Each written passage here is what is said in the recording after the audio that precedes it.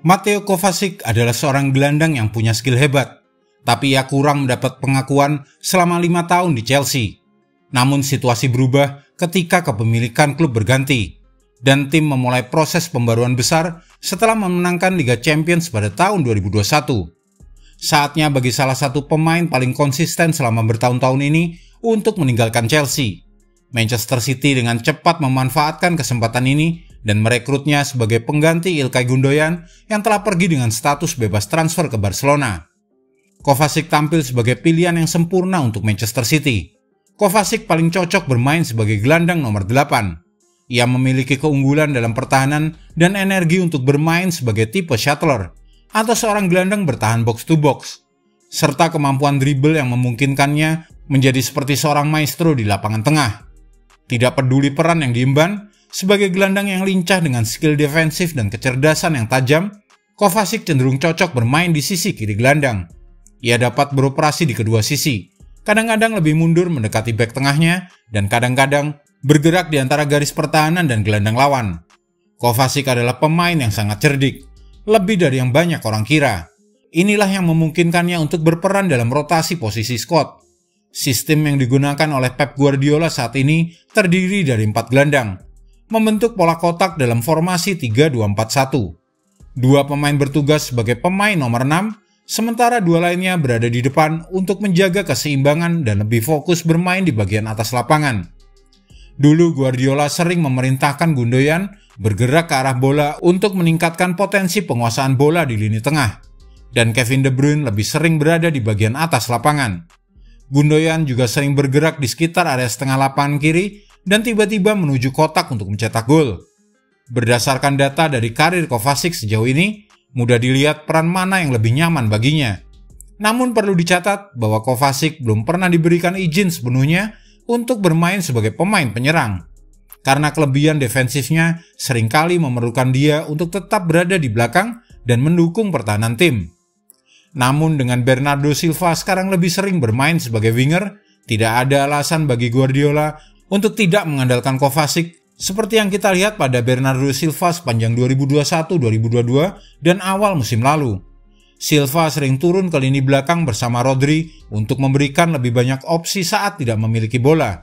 Dia kemudian membawa bola dengan cepat menuju lini serang, bergerak melewati barisan pertahanan lawan hingga ke wilayah akhir lapangan. Kovacic adalah pemain yang sangat mahir dalam membawa bola dan mampu melewati pertahanan lawan dengan cerdik. Saat masih membela Chelsea, Kovacic memiliki tingkat keberhasilan dribble sebesar 77,6% dan seringkali berhasil membawa bola hingga ke wilayah akhir lapangan. Ia menyukai permainan dengan penguasaan bola, dan ini menjadi kunci penting bagi Manchester City. Dalam hal menghadapi tekanan dari lawan saat membangun serangan, Kovacic memiliki kecerdikan taktik yang baik dan pengalaman bermain di Liga Premier yang terbukti. Ia mampu bermain di berbagai peran dengan mulus. Apabila Guardiola ingin memainkan Kovacic lebih tinggi ke lapangan, kemampuan kontrol bola yang dimiliki Kovacic memungkinkan Manchester City tetap menguasai bola dan melakukan kombinasi di ruang yang sempit. Namun Kovacic tidak pernah menunjukkan potensi untuk mencetak banyak gol seperti Gundogan. Kovacic hanya mencetak 1 atau 2 gol dalam satu musim, sebagian karena tanggung jawab defensifnya yang besar. Guardiola harus mempertimbangkan hal ini saat memutuskan peran apa yang akan diberikan kepada Kovacic. Kovacic juga menawarkan kontribusi defensif yang penting bagi tim. Ia cerdas dalam menutup ruang saat berpindah dan serangan ke pertahanan, memperlambat serangan lawan, dan mengurangi tanggung jawab bagi pemain di belakangnya. Hal ini sesuai dengan gaya bermain Manchester City yang mengandalkan 3+2 rest defense, dan penambahan pemain seperti Akanji dan Ake yang memberikan peningkatan dalam pemulihan posisi. Kovacic juga mampu melakukan tackle dengan tepat, tanpa berlebihan dalam agresi. Musim lalu, Kovacic berhasil menyelesaikan hampir 60% dari tackle-nya. Angka-angka defensifnya juga sama dengan Rodri, dengan tingkat kemenangan duel bertahan yang serupa, yaitu 60%, dan jumlah tackle yang lebih banyak dari Rodri yang ahli dalam membaca permainan untuk memotong. Jika Guardiola ingin memainkan Kovacic lebih tinggi di lapangan, tidak ada alasan untuk berpikir bahwa Kovacic tidak mampu bergerak kembali ke posisi lebih dalam untuk mengisi peran yang pernah dijalani oleh Gundogan.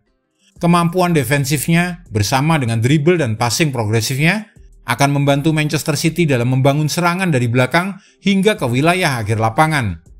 Transfer Mateo Kovacic senilai 30 juta pounds adalah sebuah keberhasilan bagi Guardiola dan Manchester City, dan membuka peluang taktis yang menarik bagi Manchester City.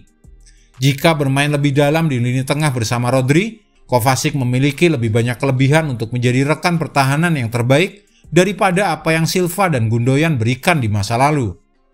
Bermain lebih maju di lini tengah ada beberapa keterbatasan, tetapi dia tetap menjadi pemain yang lihai hingga ke titik di mana dia akan berhasil dalam menciptakan keajaiban di sisi kiri setengah lapangan.